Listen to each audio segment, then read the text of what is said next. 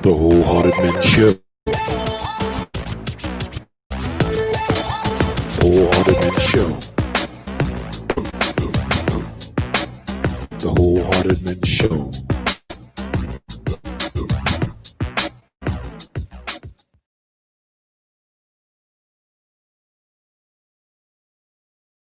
You're listening to Sonic on Wholehearted.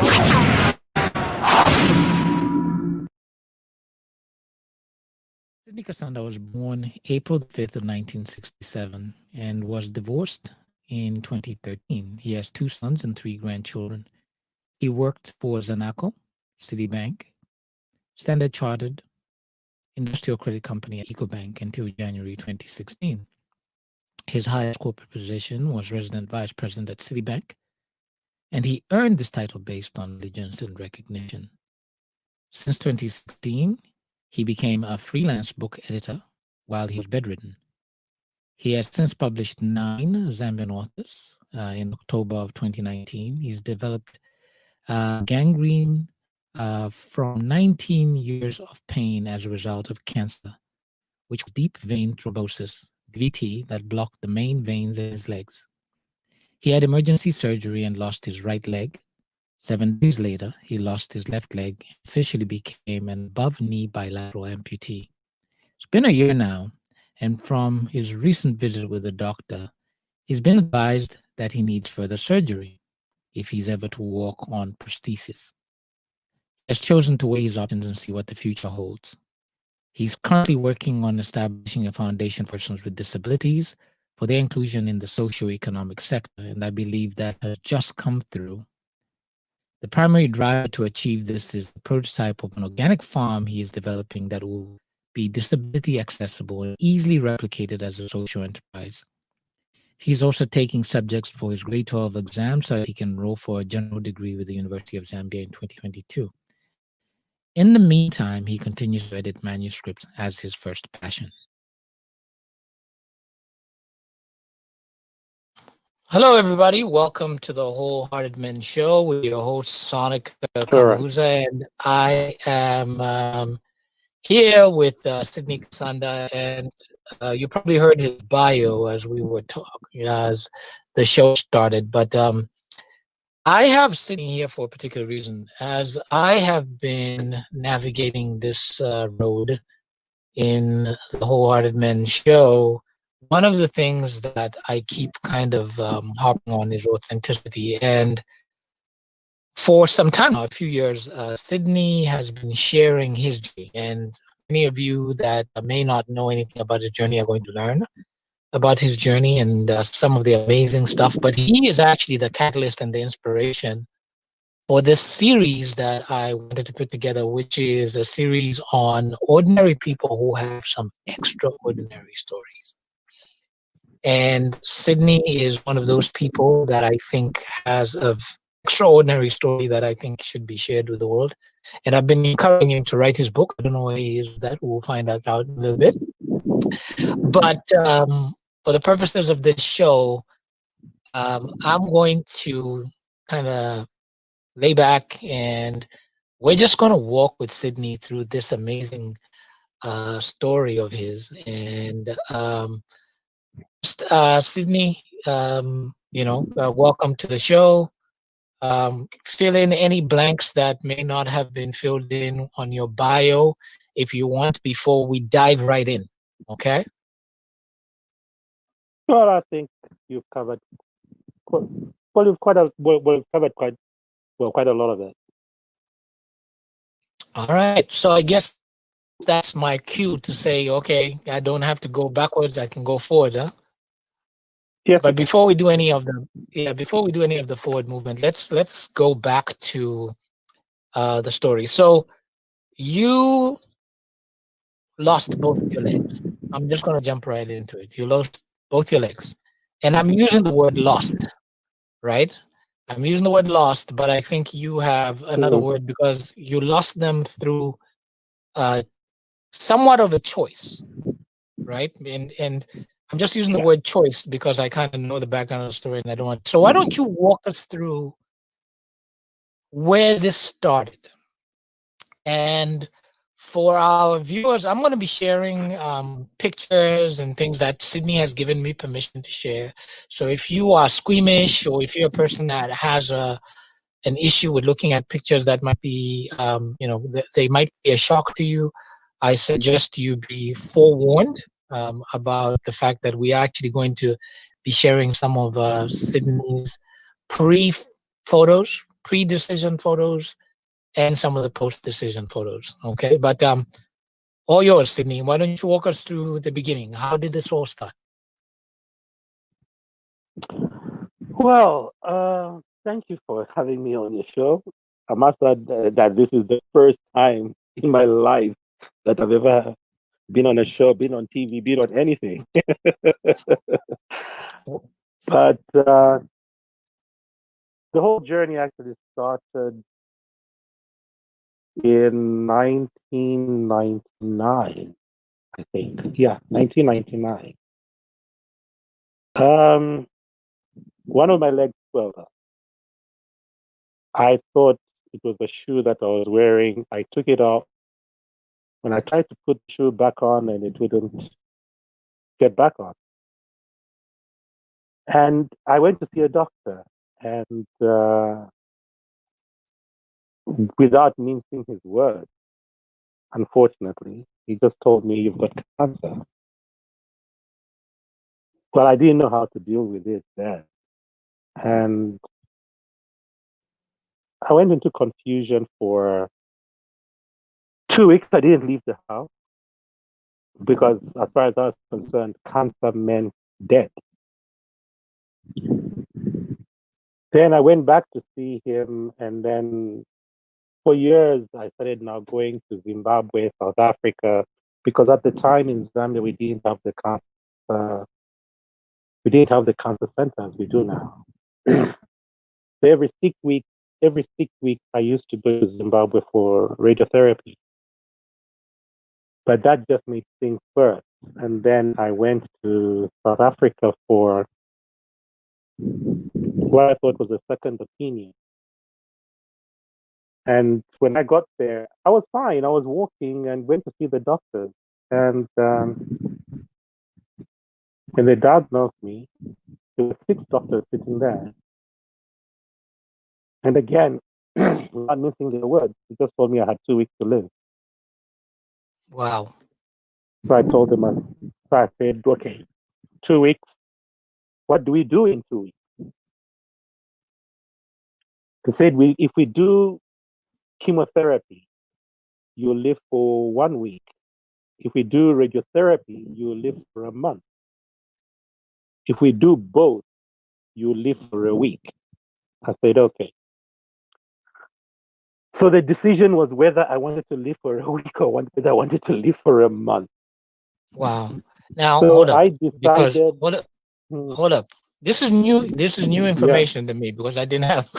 I didn't have. Here's you dropping another bomb that I had Well, no information. That is just new information. Now, okay, keep going. Keep going. Yeah. Keep going. Yeah. yeah, Go ahead. well, nobody has that information except a few. Anyway, so I made the decision that I wanted to live for another month because I had things that I needed to sort out before I died. So we started the radiotherapy, and it was 12 days of radiotherapy. But then it didn't make any sense to me because I didn't even think it would be anything. I had gone through radiotherapy before in Zimbabwe, but then this time I thought, what could be new? I had the first session. I was all okay. I had the second session. I was still fine. third day, all the side effects started kicking in. The first one being depression. So I went through the depressive state, and then went through the blistering stage. And because at the time it was in October, I was in South Africa, and the rainy season was just starting, and it was getting cold. So whenever I covered myself with a blanket or was close to a heater, my legs would just flare up in blisters. So the only way I could move, even get to the bathroom, was to throw a towel on the floor and throw myself onto the floor and crawl to the bathroom. And because I couldn't let any water get to my legs, the only way I could get water onto my body was to run a very shallow bath, then slide in backwards. Oh, wow. So that I have my legs out of the bath and I have my body in the water, because that's the only way I could feel fresh. Otherwise, I wouldn't bath. So after 12 days, everything was just going south, because then the vomiting starts, because anything that I tried, anything that I smelled would make me vomit, especially strong smells like cabbage, egg, bacon. At Right. some point, even water was smelling. And because I was in so much pain, they gave me morphine. Now, morphine has a side effect of constipation. So I was drinking close to 20 liters of water a day. And then I just thought things were just going south. I just said I couldn't take it anymore. So I told the doctor I wanted to go back home. I wanted to go back to Zambia, or come back to Zambia. Now, can I just interrupt you for a second, because we're talking about taking a bath and having to slide in backwards. I'm assuming Mm-hmm. you didn't have anybody there to help and take care of you either, right? So you were No, literally I didn't. you were going through this and trying to manage this by yourself. Yes, I was. Okay. All right. Keep going, my Yeah. brother. So, so when I asked the doctor, it was when I told the doctor I wanted to come back to Zambia. He said I couldn't. I said, but then what was the point? Because I was going to die anyway. Why put my family back in Zambia through the cost of transporting my body if I can fly with a ticket that I already have and then just die in Zambia? Mhm. Finally, he agreed. But then the only way I could fly was to wrap the lower part of my body, or wrap my legs in glad wrap. Otherwise, if I didn't, the moment the aircraft took off, because of compression, the the blisters would start bursting. Wow. So I needed to Wow, protect wow, my, wow. yeah. So that's what I did. I wrapped myself in glad wrap, got to the airport, got onto the plane, and I could feel them bursting in the plastic, but then there was nothing I could do. When I got to Zambia, everybody got off the plane. I was the last one to be taken off. I got home. Basically, I was in bed and just waiting. But then what happened was, because I'd gotten so sick that I couldn't eat anything. I could only drink. I was drinking lots and lots and lots of water. And the constipation was just getting worse and worse. So I remember it was a Wednesday, and that was in November. And that was in November two. That was in November 2000. My son got into my room, my eldest son. I've got two sons. One is now 33, and the younger one is 30. At the time, the older one was 12 or 13, I think. So he got into my room and said, "Morning, Dad. I'll see you when I get back from school." And he dashed out before I could say anything. But then I knew that was the day I was supposed to die. Wow. So he left, went to school. And just then I could feel life getting out of me because my stomach was bloated, everything. I called my helper. He came in, he just looked at me. I saw tears in his eyes and he walked out. Then something told me, just go to the bathroom. I went to the bathroom and basically that's how the constipation ended. And now I'm going back to my bed and I'm thinking, God, I'm dying now. But then I promised my son that I would see him after school. Mm. So now I had to will myself to wait for him to come back. And he was only coming back at 3 o'clock or at 3 p.m. And I waited and I waited. And basically, let me say that is how I survived. My son The saved my life. wow, wow, wow, wow, wow. You kept it in your mind that you wanted to see your son. Were you Yes, at that moment saying, I want to at least be able to say goodbye, or more yes. so just I want to see him? Ah, it wasn't, I don't think it was so much about wanting to see him or wanting to say goodbye. It was fulfilling a promise I made that I would Mm. see him when he comes back from school. Wow. Wow. So it was about him coming back from school, finding me, and then I can die. Okay. Okay. Now, was it normal for him to come in and say, "Hey, Dad," and just leave, or would you know what I'm saying, when he say, "I'm off to school," without you answering, or was there something different about this experience? There's something different about this experience because usually he had 3 or 4 things to say and leave, but Mm, that day he didn't.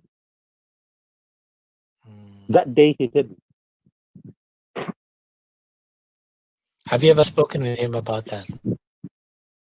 No, You haven't. He's no, we 33. haven't. He's 33. I'm not one to give you advice, my friend, even though Yeah, where I'm always talking to you about stuff, but he needs to yeah. hear the story. Yeah, I guess he'll hear it now. I Well, guess he may just he's hear it now. We'll have him watch the show. well, the only well for his 30, for his 33rd birthday, um, I wrote something to him and I narrated what happened. Mm. Yeah, it was my gratitude to him basically. He's not knowing that he Yeah, literally like saved your life. All right.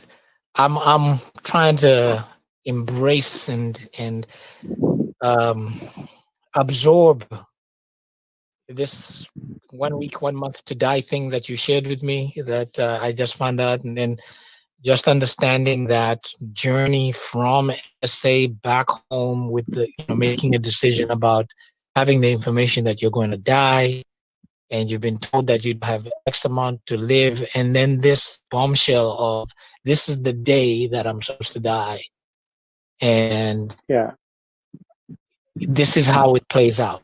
So you've you stay home and you make a decision that you have to wait for your son, and you make it to the point where your son comes home, right? yes, yes. So now we are moving into chapter 2 of the story, I think.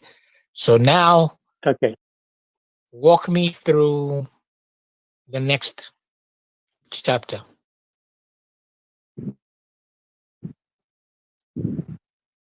okay. The next phase. I went back to work. Everything seemed fine. I So saw my you doctors in you Zambia. We recovered to a agreed. point where you were able to get back to work. in 6 days. From that day? Yes. Wow. Yeah. Wow. In 6 days, I went back to work. And then I went to see my doctors in Zambia. And then I told them what had happened, went through my file and everything. They said, well, okay, you've gone through the chemotherapy, well, you've gone through the radiotherapy, but with the way things are progressing, what you need is chemotherapy. And the chemotherapy, um, I had to again make a decision when I wanted to start that. And then I had some very gracious friends from work. Um, Sadly, one of them is a late Grace, I think Ambassador Grace Kawe, who just passed away, I think about a month ago, and they now CEO of Citibank, Loan Sakunda. They teamed up with me, and for 1 week we prayed every day Mm. at a synchronized time in preparation for the chemotherapy. Okay. So I agreed to have the chemotherapy the following year in March. I think that was in 2001. I started the chemotherapy and I didn't know what chemotherapy was at the time. I thought chemotherapy was something where they put in a machine. I didn't realize that chemotherapy was actually an injection. Wow. So when I went to the hospital for the first time, I saw these syringes that were laid out in a silver tray. There were six of them, four big ones and two small ones. So I asked, I said, what is this? They said, are you injecting me with all of that? I said, yeah. I said, but what's that clear stuff? He said, that's water. I said, but why do you have to inject me with water? I said, because we have to clear the vein. So the chemotherapy started one injection, two injections, three injections, six injections. So they weren't And using an then IV, were they? Were they using an IV or they were no, actually injecting no, you with? n- Wow. n- no, it seems that it's like where they put a cannula and Okay. they Okay. inject, take that out. Yeah, Okay. So exactly. they put the tube in, and then they're basically Yeah, using injecting through exactly. the tube, right?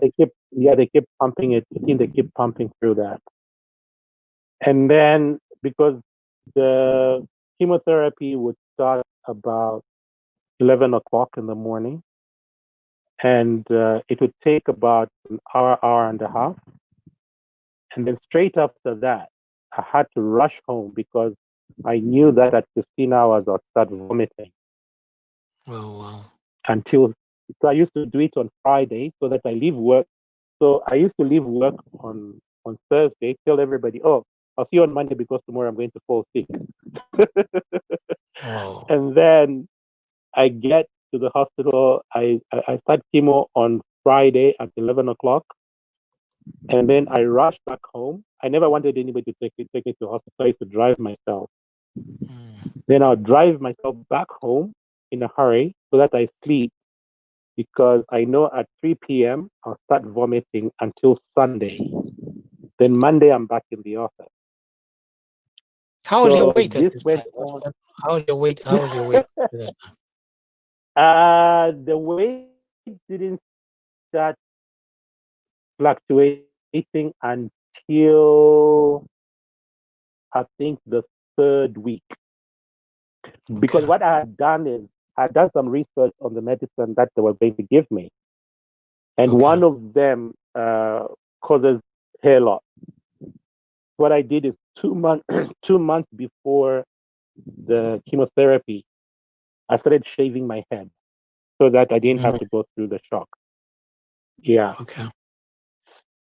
So I went through that chemotherapy for 8 months. The first 4 weeks, the first 4 weeks I was going every Friday. Then the next No. The first 4 weeks, I was going every Friday. Then I started going every 2 weeks. Then I started going every month for a total of 8 months. Because the last day, I even told the doctor, I said, the medicine you're injecting me won't go into my body because my body is going to reject it. And for sure, the injection couldn't get into my vein. It just failed, and that was the end of the chemotherapy. Wow. And from that day, I just went into remission. Just like that. Yeah, just like that. And explain to people that don't know. Explain to people that don't know about cancer what remission means. Oh, it means that the cancerous cells had been destroyed, so there was no new growth. Right. So the day that you were kind of articulating this thing about the medicine is just not going to go in, it's not going to go into, is literally from that day you went into remission. Yes. Because it's almost like your body said, I'm good now, right? Yeah. Yeah. Don't, no My more, body, no more. no more. Because you see, the thing is that during that 8 months, it wasn't like it was. Maybe can I call it? It was like hell Mm, because chemotherapy is very, very painful. Nobody should even joke about it. Chemotherapy is very, very painful because they're basically injecting poison into your body. right. So the water was there to dilute some of that medicine because what it does is that that that poison is very corrosive. It actually burns the vein. Mm, So they inject the water to soothe it, to dilute it and protect the vein basically. But still, my whole body turned black. The veins all turned black. My palms. I lost my beard. No, I lost hair all over except for the goatee. But I lost all the hair that I had. wow. And I remember one time I was just after chemotherapy. I don't know what I don't know what just went crazy. Hey, it was a very painful experience. Let me just put it that way. Because that's a very painful experience. Wow, Yeah. wow, wow. All right. So hearing you talk about very painful and kind of watching really your emotions and you're reliving that moment, I'm trying to weigh it against where we've still got to go in the story. You know what I mean? Okay. Yeah, I'm trying to Yeah. weigh it This, because yeah, the next stage of the story to me is like I understand I have never been through that. My mother, God, may her soul rest in peace, died of cancer, and walking with her through that was painful enough. But to hear you speaking and knowing where we're going in this story, it just gives me pause, for lack of better words. So mm, let me take a step back again because I know there's more to tell. So mhm. I'll let you continue. All right. So I basically recovered and was now planning what the next phase of my life was going to be. So I had my last session of chemotherapy in April of 2002. Right. And then I was planning, oh, I need to do my master's, I need to do this, I need to do that. And then suddenly I was called one day and I was told that I'd lost my job. Hmm. I'm like, okay. I've just come out of I've just come out of chemo. I'm trying to rebuild my life, and now I don't even know where to start from.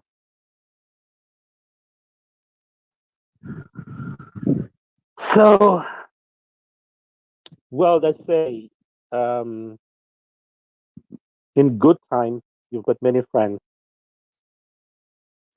And then I realized that I was basically standing alone. So I decided to relocate. I left Zambia, I went to South Africa. I picked up my life again, went to school, started some small scale business. Things didn't work out very well. I came back to Zambia. And the whole 4 years I was in South Africa, I never fell sick, not even once. I was Wow. well. I came back to Zambia and now I'm thinking, I said, okay, I'm back in Zambia. What am I supposed to be doing here? And then God planned, God designed. I got a job. I relocated to Ndola. And I guess that's the story you were talking about, the jacket, where I was going for an interview. Yes. Now, Yeah. I had no clothes. I had no clothes. I had a pair of ripped jeans and I had and I had I had a jean jacket with a Union Jack on the back. And Right. I thought, I said, I'm supposed to go for an interview. What am I supposed to do? And there was only my son and I at home, my youngest son. So I just grabbed his school pants and I picked up my white belt and I found a jacket. I don't know who it belonged to in the wardrobe. And I got my son's school shirt and tie and bolted off to the interview. I thought I was getting a temporary job for 3 months to set up the internal audit unit. But when I got the letter a month later, I found that I had a permanent job. So that's how I relocated to Ndola. Right. I stayed in Ndola. I was fine. And then the company that I worked for shut down. Then I relocated back to Lusaka. The following day, I got a job. I was with Ecobank, and I was fine. But then what I didn't realize was that the radiotherapy that I had left damage. Right. Because even the time that I was in Ndola, strangely, in South Africa, I didn't feel it that much. By the time I was in Ndola, the swelling started coming back. And then that's when you discovered that actually I developed deep vein thrombosis. Now, this deep vein thrombosis is where there are there are there are blockages in the veins. So what happens is wherever those blockages are, swellings begin because there's no constant blood flow. Mm. So the leg issue started all over again. It wasn't cancerous this time, but there was cellulitis and I can't even think of what other things were going on. So that's where the whole thing again restarted. So I was constantly in hospital, my BP constantly shooting up. But then my bones became brittle, the ones in the feet. So one day I was getting up from work, off a chair at work. I was about to have my lunch and I twisted my foot, my left foot. It was a slight pain and I forgot about it. But then the following day, I stepped on a very small stone. So what happened actually was that I had fractured the fifth, the fifth, the last toe. Now the toe has got what are called metatarsals. So what had cracked was the bone on the third metatarsal.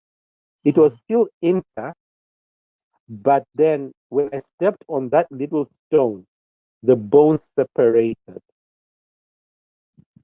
So when I went to the hospital, they tried to put it back together and then put the plaster of Paris. But then when they put the plaster of Paris, somehow the foot was twisted. So after 9 weeks of having the POP, when they took it out, the foot had bent, and that became its permanent position. So I started walking on my toe, on my toes, instead of walking on the full foot. All right, now we're like, what's going on? So, but then they still encouraged me to keep walking on my foot, despite the fact that it wasn't in the right position.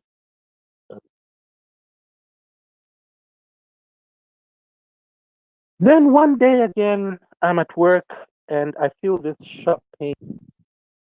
And I'm like, okay, I've got fractured foot and now the right knee. I got to the hospital, they say they can't find anything wrong. But then I was in pain. I could only sleep 30 minutes a day. Wow. So one of the doctors thought to say, there must be something in the knee. So they got an empty syringe and checked in there, pulled it out, and passed him out and said I had an abscess in the knee. So I had to go in for surgery. So now I had surgery on the right knee and the broken left foot.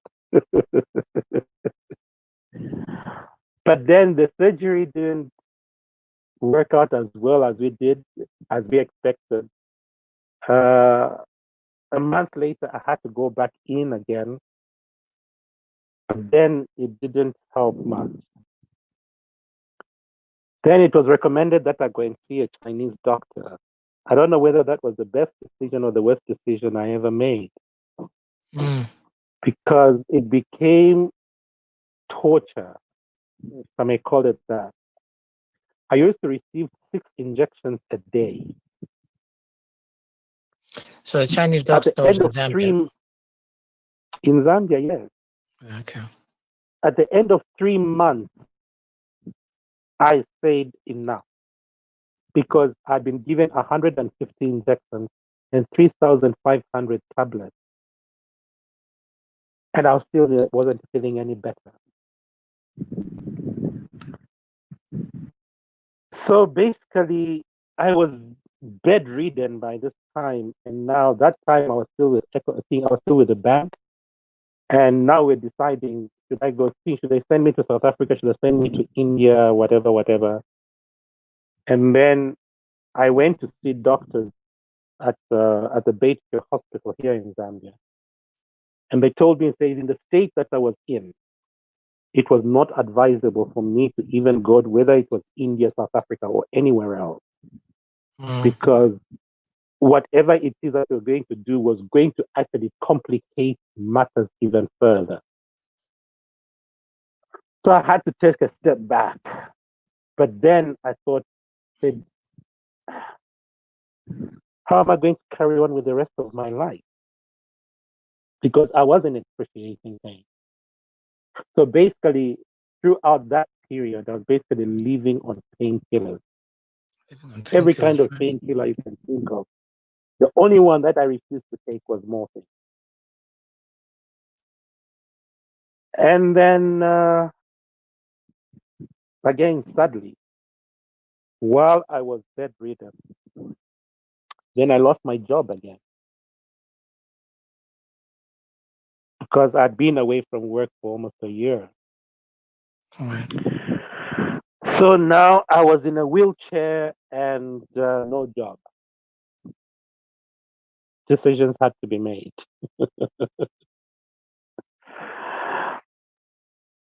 But that's how I basically carried on. And sometimes they say that you have to go through stuff to find out who you are. it was during that period when I was bedridden that I started editing a book. Right. And that was the first publication I ever did. So I lost my job in January of 2016. And in April of 2016, I had the first book published.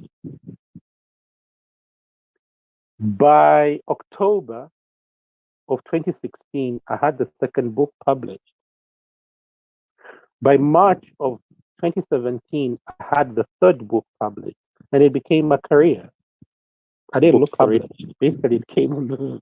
Well, basically, it So found me. By these were other October, people's books, though. You were just editing these and were other. publishing. I was just editing.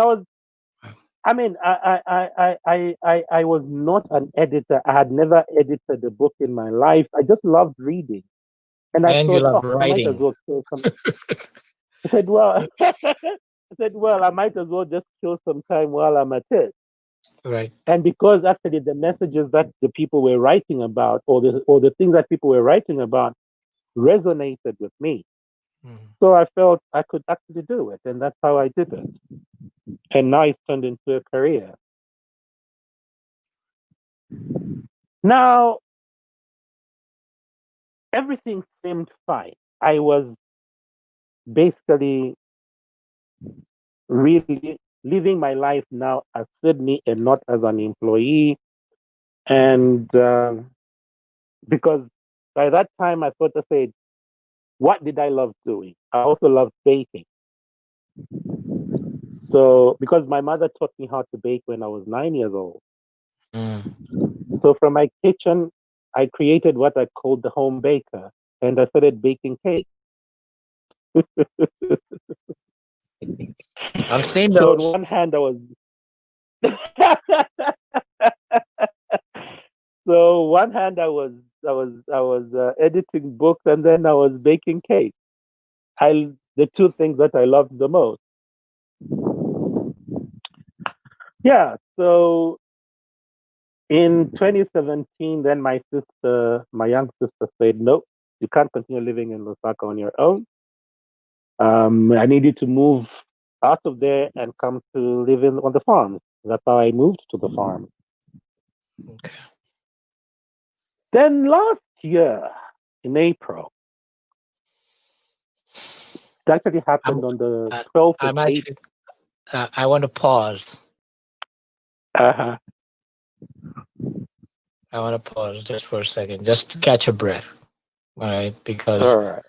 I think that given the way this story has gone and what we started with, we actually need to give this a breath because to me, it's very overwhelming. And yet we haven't even got Uh-huh. to the thing that overwhelmed me the most. You know what I'm saying?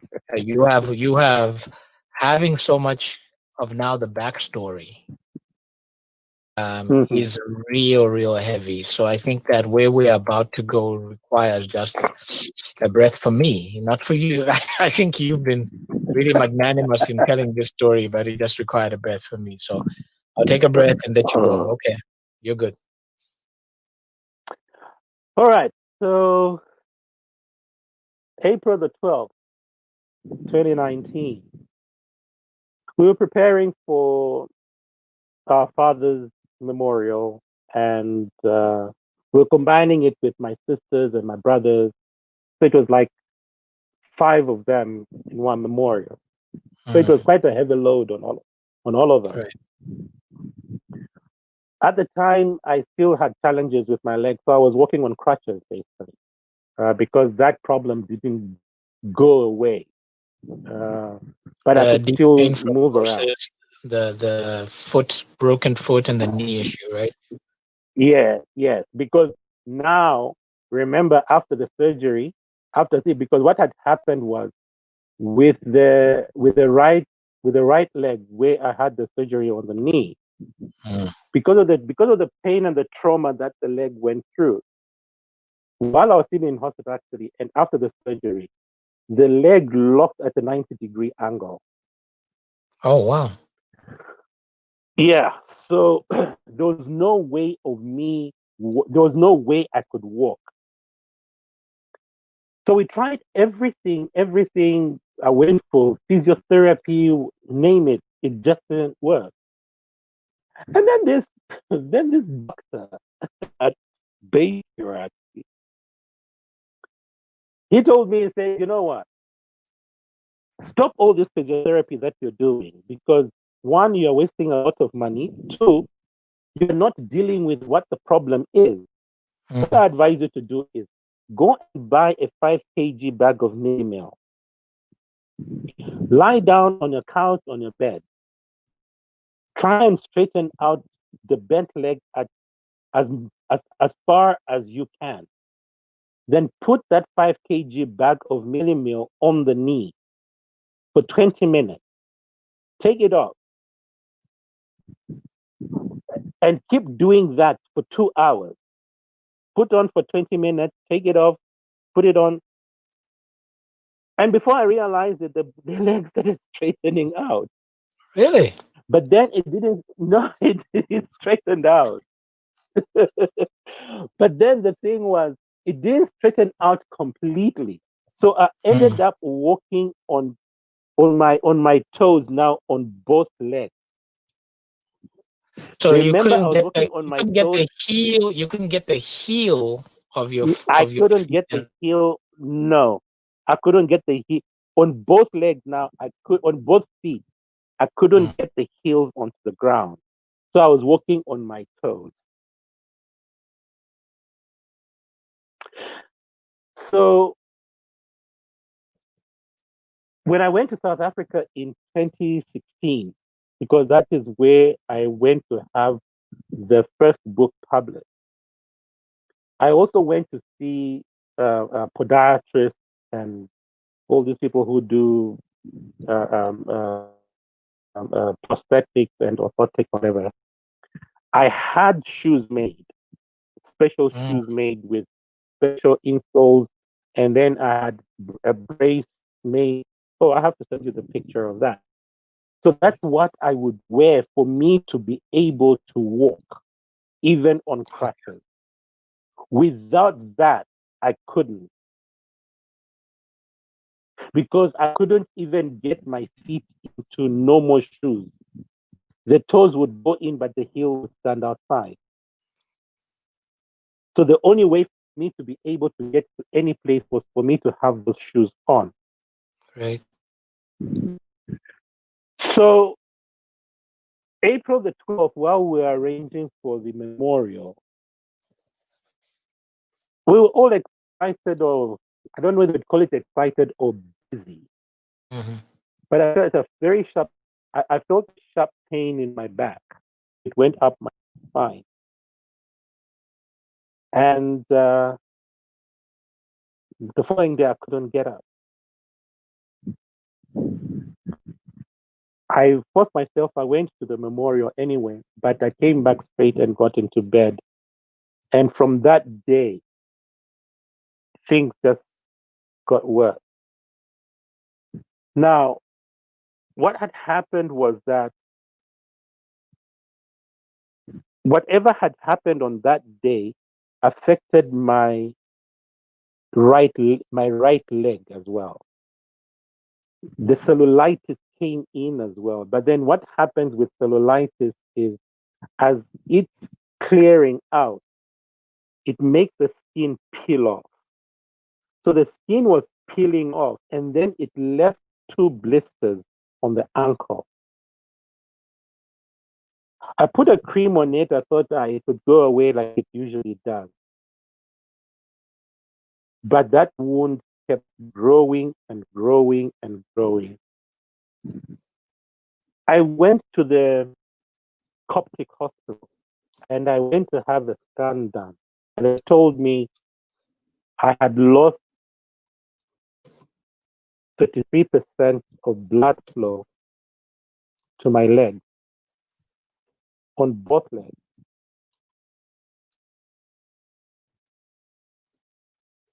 Now that was a shock. I was like, so what do I need to do? So they gave me whatever kind of medication they could give me. Didn't work as well as we thought it would because the pain was just getting worse. And then the wound kept growing and growing and growing. Mm. We tried everything. And then soon the toes started darkening and hardening. That means gangrene now was setting in. That was the dry gangrene. So in late August, I went to see the doctor, and because the wound had formed a scab, but then I could feel there was something going on underneath. So when we had the scab removed, and we thought, oh, okay, there's healing that's taking place probably. Boy, boy, boy. As soon as the scab was taken off, then the wet gangrene came in. Wow. That wet gangrene, because the dry gangrene had been going on for close to 3 weeks to a month. But when the wet gangrene set in, it moved from the toes to the knee within 48 hours. Wow. Now, what wet gangrene does is it mashes everything in its path. It turns it into liquid. So the person that had been taking care of me, I told him, I said, could you please ask the doctor what I need to do next? So sent her a picture of the wound and says, this may be a bit too late, but do hurry and get here the day before yesterday. Because I didn't even realize it was gangrene, but I felt my heel was getting very, very soft, too soft. So Friday the 13th, September 2019, went to the hospital. I got to UTH at 12 o'clock. By midnight, I was in theater, and I had my first leg cut off. This was the right leg, right, or the left leg at this time? That was the right leg. The That right was leg. the right leg. Mm. Yeah. But now you have to remember that the right leg, despite the surgery and despite the wound that I had, it was a stronger leg compared to the left. Mm. All the walking that I was able to do was coming from the right leg. You were So the leaning right on. leg was carrying the left. You were Exactly. favoring the right leg. Yeah. Yeah. So basically,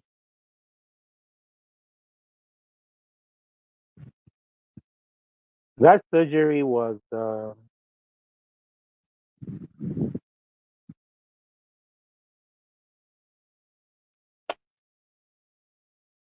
it was crazy. If I may put it that way, it was because you get to a point where you can't pray. What do you say to God? Mm. Heal me?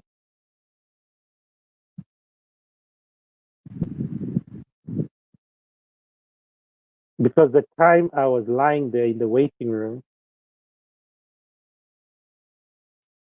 it got to a point where you're seeing your flesh liquidize, and then it's oozing out of the wound and it's dripping onto the floor. And there's nothing you can do. So what do you pray to God for? Close the wound, heal me, do what?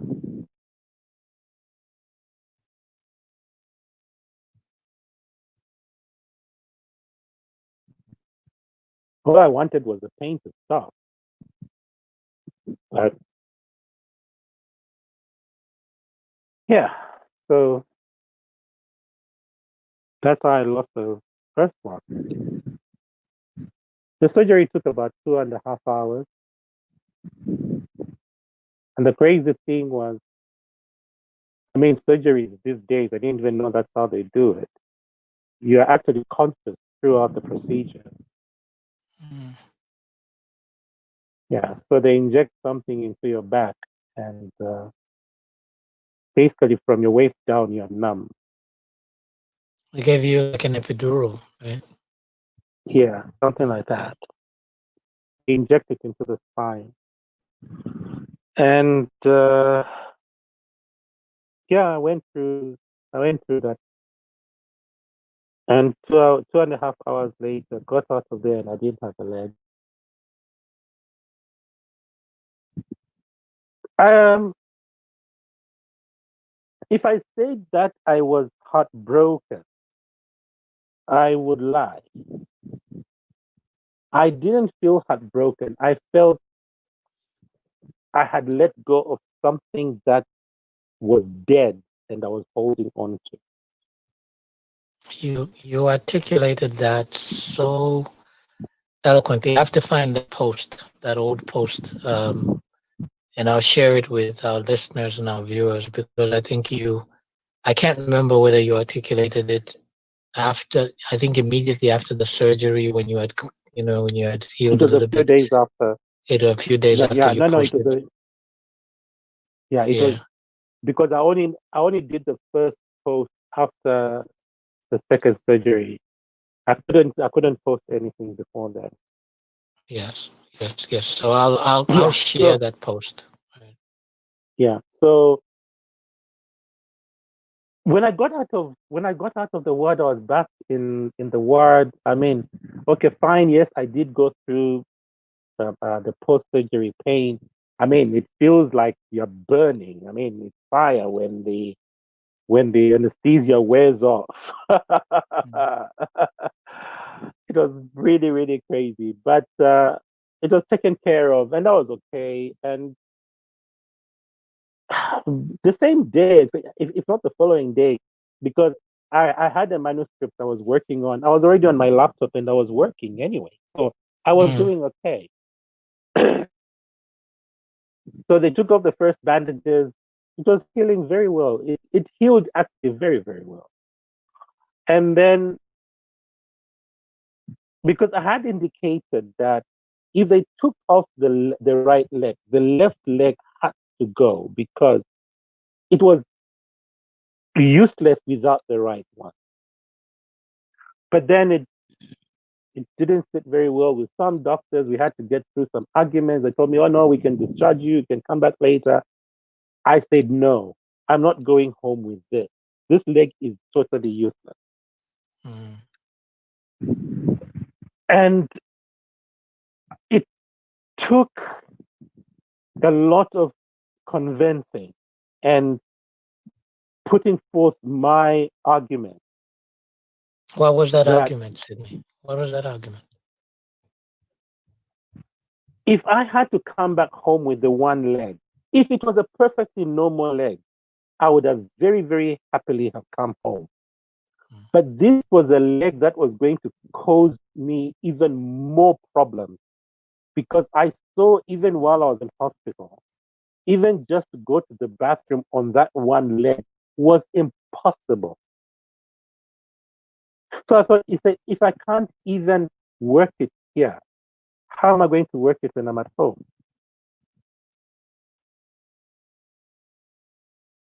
And then one of the top doctors at UTH actually came and did came to check on me, and he said, "You know what? You are saying that there's only 60% of blood flow into your leg in the right leg, where in the left leg, from the knee going down, there's zero blood flow. Wow. The blood flow that was 60% was actually from the hip to the knee, not from the knee to the foot. So there was really no need for me to come back home with a zero blood flow leg." So, as you indicated in the beginning, yes, it was my choice to Yeah. have the second leg cut off. But then I could have stayed with it and I would still have gone back in hospital as another emergency case. Right. So not coming home and having it done for me was the best thing for me. It was a choice that I made.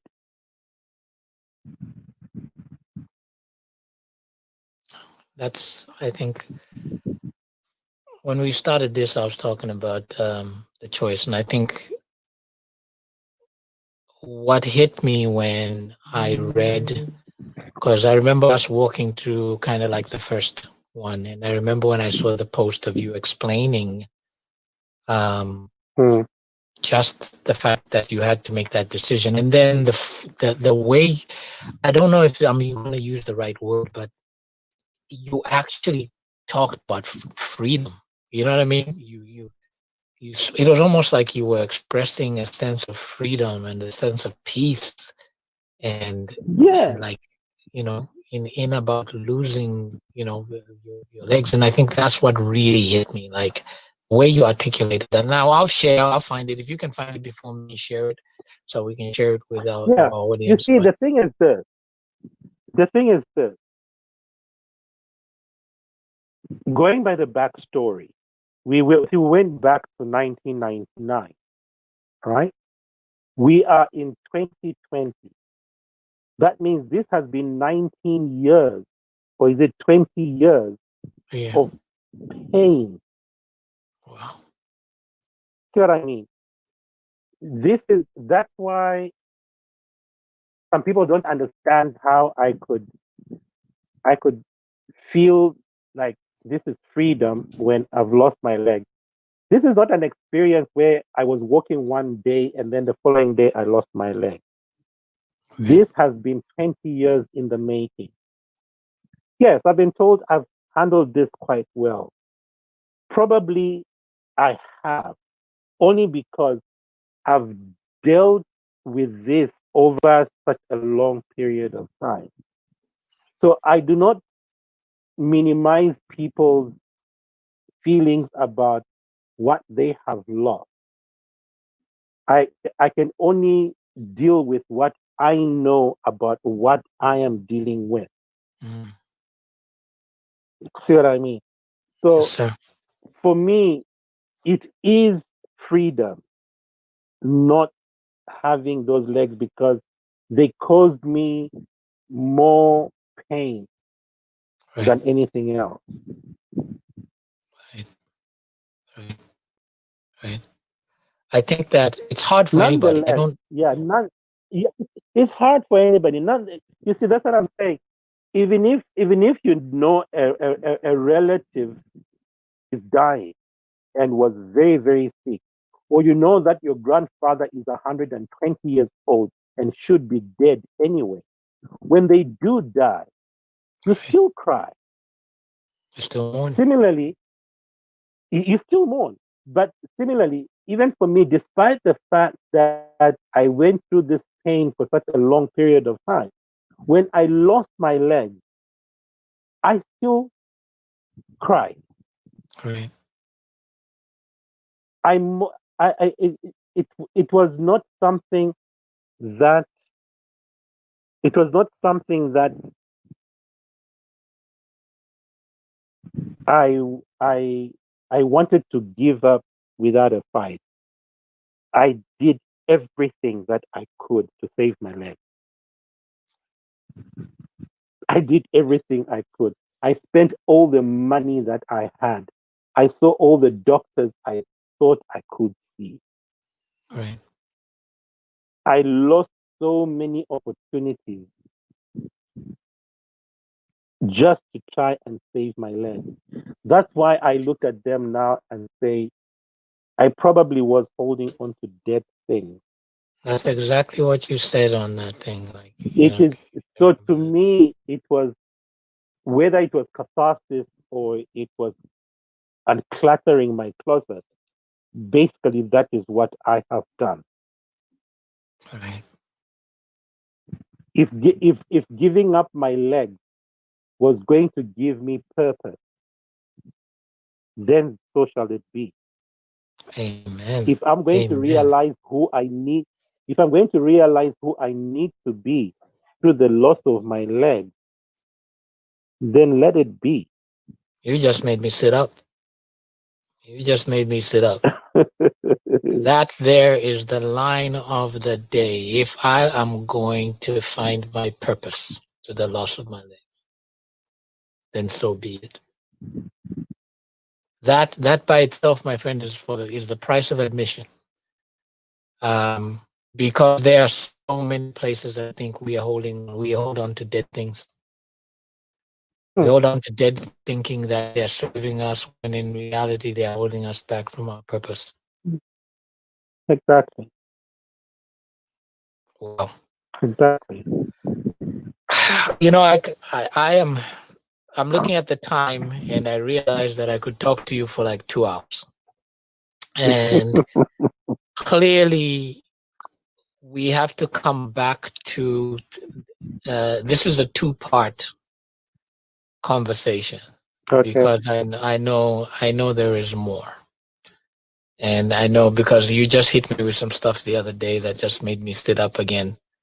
So I think Yeah. that the world, to me, like I said, I think you inspired this whole thing for me of ordinary people with extraordinary stories, and it's been something that I was thinking about for several months, and really just trying to align, like, how do I tackle such sensitive and tough topics in other people's lives or my own life, you know.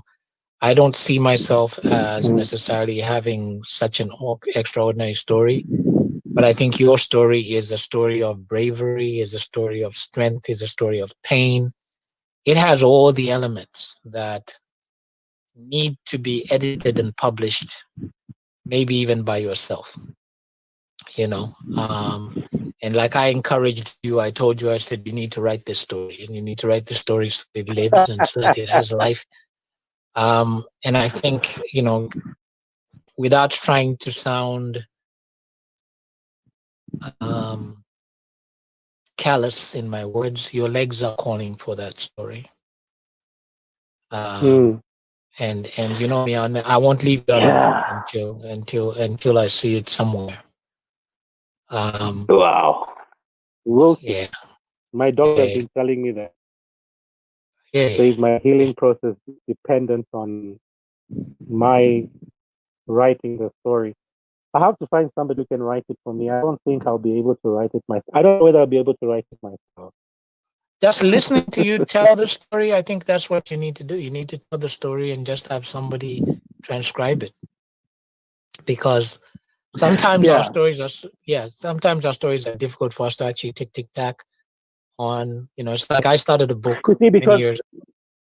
yeah, yeah, you see, because like right now, um, my my spirit is vibrating. All right. I can connect It's with that. it's on a so there's a there's a re- there's a birthing that is aching to come out of me. Right. Remember when I came out of, I think I did mention it. Immediately I came out of hospital on the 28th of October, 2019. The following week, I went to the Zambia Agency for Persons with Disabilities, and I told them, I said I needed to find what needs to be done for persons with disabilities in the country. It's been a process. Last Friday, I finally managed to get the registration done for the Foundation of Persons with Disabilities. So right now, I've I've drawn up the constitution and I'm working out the plan. The thing is, I'm creating an enterprise that should be person with disabilities oriented in agriculture. Right. So how do I connect a person with disability and agriculture in the same sentence? So that's the prototype that I'm working on now. Right. Because I want to change the narrative of saying persons with disabilities are supposed to be associated with poverty. Right. So how do they get empowered? So Right. that is the thing that I need to see birth. Yes, sir. And I think that's so critical, especially in our environment, because we come from a background where when you had a disability, you were looked at as less than and less able to. And Exactly. our Exactly. system does not provide the resources or the structure to assist people with disabilities to be fully functional in the economy or in Exactly. society. You know, it's like a person who has Exactly. difficulty walking. It's like, what are you going to end up doing? Being a beggar? You know what I mean? It's just a crazy narrative that we've done, and So, it's funny but then because go ahead, go ahead. because it also requires a change in mindset of persons with disabilities themselves. Because Yes, if they look at themselves and say that I'm disabled, therefore I can't, right. of course they will not. Yeah, but I think that's also But then if you tell them, "Mm, yes, go yes, and ahead." I agree with you because I think we have a culture. It's enculturated. You know, it's been. Mm, I remember, have being a Zambian boy myself. You know what I mean? It's an mm, enculturation because yeah, the people themselves. How can you get out of a mindset when everybody and everything around you tells you that you can't? You know, you so we can't. need that. We need that story. We need that narrative because you might be able to affect the people who are our age or older who have lived in that system, but you're definitely going to be affect a new generation of people. You might actually be Yeah. able to affect people who have a mindset because I think there are also people who want to see change. But Sydney, you have been um, a lot today. A lot. I A honestly lot. was I looking like for, that. yeah, I was looking for another word, but I don't have any smart dictionary words for it. Um, No, a lot says it all. yes, you've been a lot, you've been a lot, and you know, I c- we've been in contact, and you know my heart, and I kind of say things to you directly when you Mm, share some things, but I'm gonna close by telling you that you are a man amongst boys. Um, wow. and I say that from deep, deep inside my soul. There's only one other person that I think I've shared that with, and I don't know if you're familiar with Darren Avenor. Um, and he had I've an heard the name. Mm, amazing, amazing story. And I always, always would share with him, and I would only say one line. I would only say to him, to say, "You're a man amongst boys." That's it. That was all I could muster. You're a mm, man amongst boys. You're a man amongst boys. You're a man amongst boys. And for you, it's the same, man. You're a man amongst boys.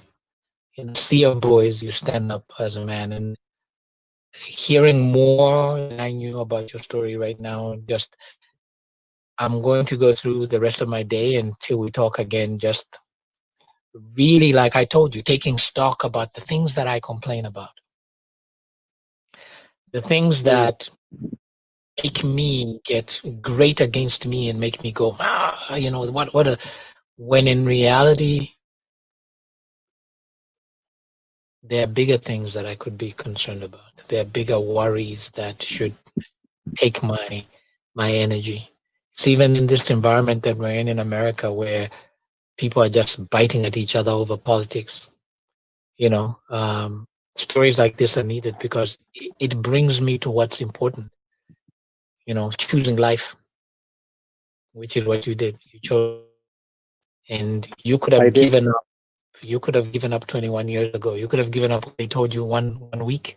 You could have given up when they told you 1 month. But it would have been too easy. It would have been too easy. There are lots of people that have chosen that, and you chose the road less traveled, as the saying goes.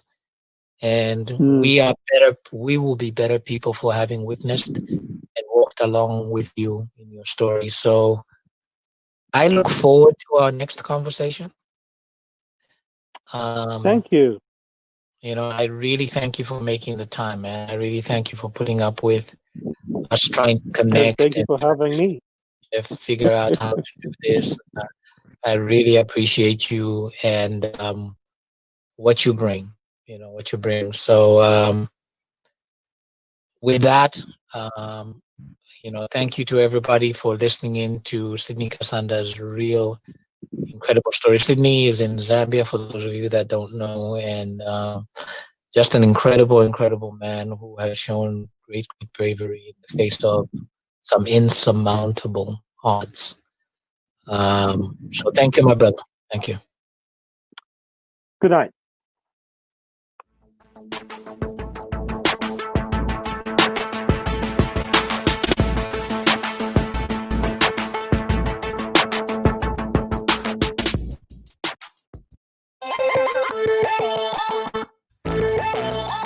The Wholehearted Men Show. The Wholehearted Men Show. The Wholehearted Men Show.